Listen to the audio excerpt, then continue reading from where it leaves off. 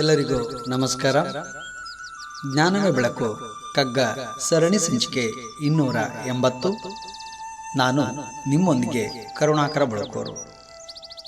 ಕಗ್ಗ ಗಾಯನವನ್ನು ಮಾಡಿದವರು ವಿದ್ವಾನ್ ಸುರೇಶ್ ರಾವ್ ಹೊತ್ತವರು.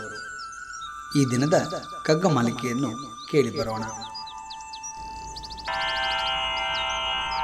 ಪುಣ್ಯದಿಂದ ಬಂದ ಸಿರಿ ಮದಮೋಹಗಳ ಮೂಲ ಖಿನ್ನನಾಗಿ ಪಾಪ ಬಲವಾತ್ಮ ಶುದ್ಧಿ. ಪುಣ್ಯದಿಂದ ಬಂದ ಸಿರಿ ಮದಮೋಹಗಳ ಮೂಲ ಖಿನ್ನನಾಗಿ ಪಾಪ ಬಲವಾತ್ಮ ಶುದ್ಧಿ. ಅನ್ಯೋನ್ಯ ಜನಕಗಳು ಪುಣ್ಯ ಪಾಪಗಳಿಂದು, ಅನ್ಯೋನ್ಯ ಜನಕಗಳು ಪುಣ್ಯ ಪಾಪಗಳಿಂದು ಧನ್ಯನು ಭಯವ ನೀರೆ ಮಂಕುತಿಮ್ಮ. ಧನ್ಯನು ಭಯವ ನೀರೆ ಮಂಕುತಿಮ್ಮ.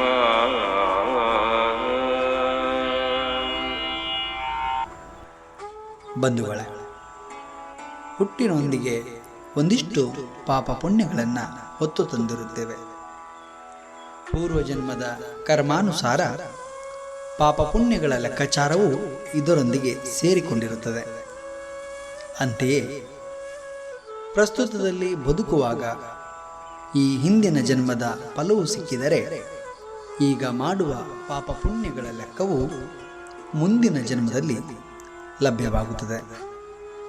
ಪಾಪ ಪುಣ್ಯಗಳ ನೆಲೆಯೇ ನಮ್ಮನ್ನು ಕಷ್ಟ ಸುಖಗಳತ್ತ ತಳ್ಳುತ್ತದೆ. ನಾವು ಈ ಭೂಮಿಯ ಮೇಲೆ ಏನು ಕೆಟ್ಟದನ್ನು ಮಾಡುತ್ತೇವೆಯೋ ಅಂತೆಯೇ ಪಾಪವು ನಮ್ಮನ್ನು ಆವರಿಸಿಕೊಳ್ಳುತ್ತದೆ. ಏನು ಉಪಕಾರವನ್ನು ಮಾಡುತ್ತೇವೆಯೋ ಅಂತೆಯೇ ಪುಣ್ಯವು ನಮ್ಮನ್ನು ಆವರಿಸಿಕೊಳ್ಳುತ್ತದೆ. ಆದರೆ ಒಳ್ಳೆಯ ಕಾರ್ಯವನ್ನು ಮಾಡಿ ಇತರರ ಜೊತೆಯಲ್ಲಿ ಹೇಳಿಕೊಳ್ಳದೆ ಅಹಂಕಾರವನ್ನು ವ್ಯಕ್ತಪಡಿಸದೆ ಬದುಕಬೇಕು. ಬದುಕಿನಲ್ಲಿ ಎಷ್ಟೇ ಮೆಟ್ಟಿಲನ್ನು ಹತ್ತಿದರೂ ಮದಮೋಹಗಳು ಬಂದರೆ ದಕ್ಕಿರುವ ಎಲ್ಲ ಸುವಸ್ತುಗಳು ಕಳೆದುಕೊಳ್ಳುತ್ತೇವೆ. ಹಾಗಾಗಿ ಇಲ್ಲಿ ಪಾಪ ಪುಣ್ಯಗಳು ಕಷ್ಟ ಸುಖಗಳ ರೂಪದಲ್ಲಿ ವ್ಯಕ್ತವಾಗುತ್ತದೆ.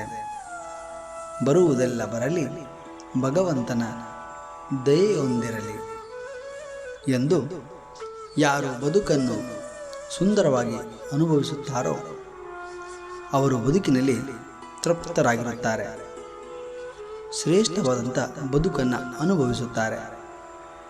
ಅಂತೆಯೇ ಬದುಕಿನಲ್ಲಿ ಪಾಪ ಪುಣ್ಯಗಳನ್ನು ಮೀರಿದ ಉನ್ನತ ಸ್ಥಿತಿಯನ್ನು ಸೇರಿ ಧನ್ಯರಾಗುತ್ತಾರೆ ಎಂಬ ವಿಚಾರವನ್ನು ಮಾನ್ಯ DVG ಅವರು ಈ ಕಗ್ಗದಲ್ಲಿ ಉಲ್ಲೇಖಿಸುವುದನ್ನು ಕಾಣಬಹುದು.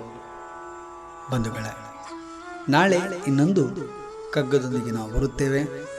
ಅಲ್ಲಿಯವರೆಗೆ ನಮಸ್ಕಾರ, ಶುಭ ದಿನ.